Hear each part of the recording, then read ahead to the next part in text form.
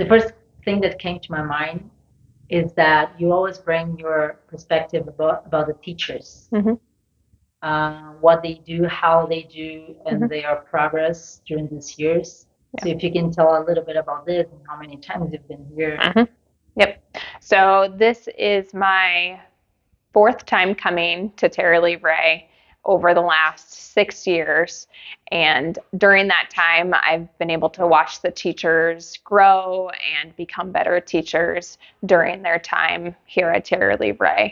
It was great to see Hita as a first-time teacher the first time we came, and she's grown so much, and the children love her, and it's so great to see how much she's changed and grown during that time, seeing how patient she is and how loving and warm she is to the children has really inspired us to continue to do that back home at school. So it's been awesome to see them really change and grow over time.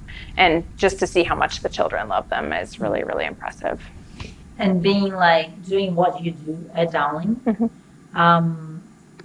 do you see any, how can I say that, any link of what you do with the challenges that we face here, especially with more challenging family situations?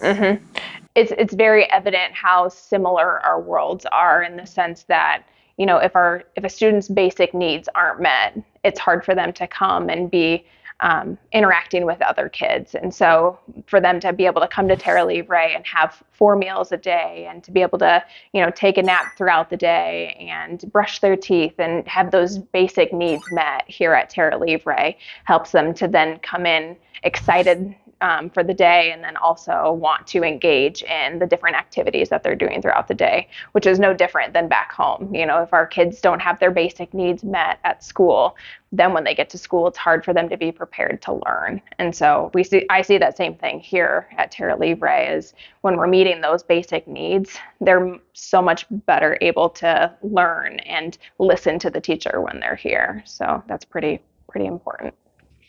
Thinking of the students that come from Dowling, are you part of the selection process, or not selection process, but to see who is interested in coming? And if so, what are they, when they come, what do we expect to have? And if you see any difference between what they expect and at the end of the week, their impressions. Yeah.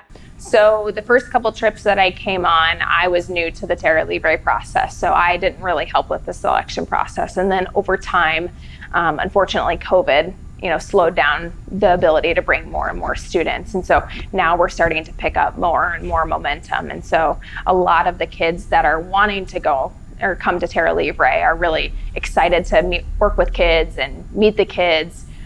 They're excited just to be around them during their spring break time, rather than take, some trip. They want to be here and they want to work with the kids.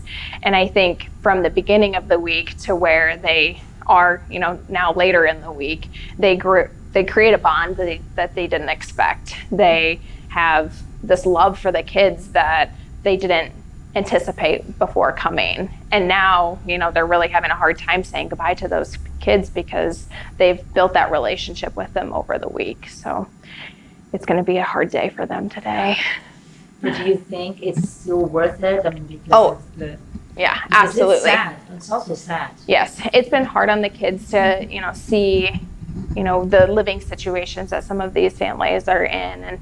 And I feel like now that they've seen some of that, they want to come back. I've already heard some of them say, oh, you come every 2 years. So I think even though it's been hard, they want to have that experience again. And I think they want to honestly share that with the other kids back at home. And it's very common to hear them saying about feeling guilty because they're so privileged. They get to know, they realize they're so privileged. And I always think that guilt is not helpful for anyone. So what would be your input about feeling guilty, what to do with all these feelings that come up? Yeah, so a lot of them are feeling that guilt now, knowing that they're going to go back to their families in these homes in a different lifestyle. And so what we challenge them to do is then to give back to the community that we live in.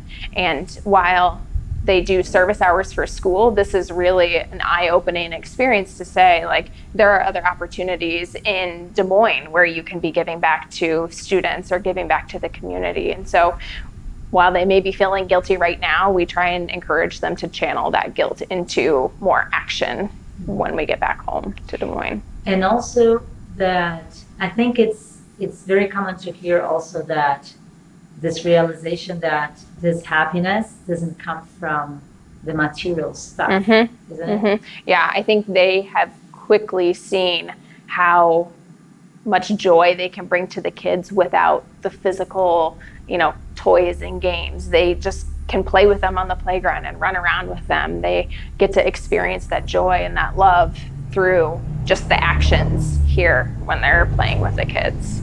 Yesterday, one of the Dowling students back at the hotel, she was saying that she was really impacted, Katie, and then she was saying that sometimes they just don't have to. They don't want to have visitors at home because there is something that is not in the right place. And then she was kind of in shock that they were happy. They were not embarrassed. No, they were happy to have them as visitors to show how their home is. So this was like tricky, like how do I understand this? So I think even this botherness is good for a real transformation. Does that make sense? It is, because when they're walking into these homes, they can't believe that this is, some of the living conditions that the children and the families are in. And so I think it puts it into perspective of how much privilege we actually have, with coming to Terra Livre, and hopefully that sense of being bothered or that sense of guilt, turns into them doing more for the community and reminding themselves that they do have a privileged life. Okay. And will you keep coming back? Of course. You can't get rid of me yet, Mitzi.